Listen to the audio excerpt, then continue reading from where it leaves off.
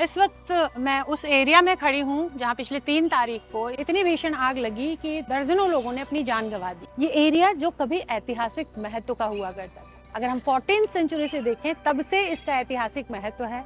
ये हमेशा से लोगों के अट्रैक्शन का पॉइंट रहा है, चाहे वो 14वीं शताब्दी हो, चाहे 15वीं हो, 16वीं या 17वीं हो। जब यहाँ पे शहर जहाँ पनाह बसाया गया था तब इस एरिया को ध्यान में रखते हुए बसाया गया था, क्योंकि यहाँ पे एक हौज बना था और उसमें पानी होता था। तो पहले के लोग उस तलाश में आया करते थे, वहाँ पे बसा करते थे। हमारी सिविलाइजेशंस भी बताती हैं जहाँ पे पानी हुआ करता था। तो बड़ी संख्या में लोग यहाँ पे आके बस गए।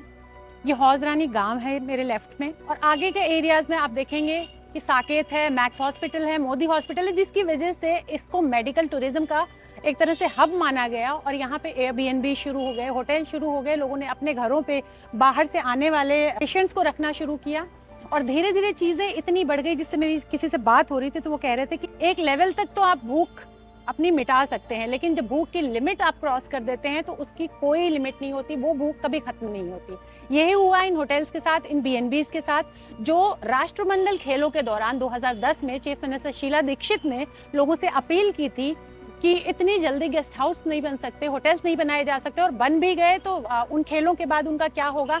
तो ऐसे में इस कॉन्सेप्ट पे जोर दिया, बेड एंड ब्रेकफास्ट, जो कि एयरबीएनबी कहलाता है। लोगों ने उस तरह से काम शुरू किया कि आप घरों में रह रहे हैं, एक दो रूम्स अगर आपके खाली हैं तो आप उनमें उन लोगों को ठहराइए, मेहमानों को ठहराइए। और इस तरह से कॉन्सेप्ट बढ़ता चला गया। फिर हॉस्पिटल्स आए, मेडिकल टूरिज्म बढ़ा, उसके बाद पेशेंट्स आने लगे कंट्रीज से, अफगानिस्तान से, तमाम खाड़ी देशों से पेशेंट आते हैं यहाँ इलाज करवाने के लिए।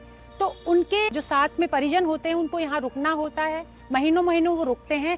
और इसी संभावना को देखते हुए इन होटल्स ने अपना विस्तार किया, और विस्तार इस तरह से किया कि ना तो प्रशासन ने उस चीज का ध्यान रखा कि सेफ्टी सिक्योरिटी कितनी ज्यादा कॉम्प्रोमाइज हो रही थी यहाँ पे। बस एक इस तरह का उदाहरण मिलना था जो कि मिल चुका है। इसके बाद सख्ती हुई है, देश के बहुत सारे हिस्सों में सख्ती हो रही है, लेकिन इस तरह की घटनाएं पहले भी पेश आती रही हैं।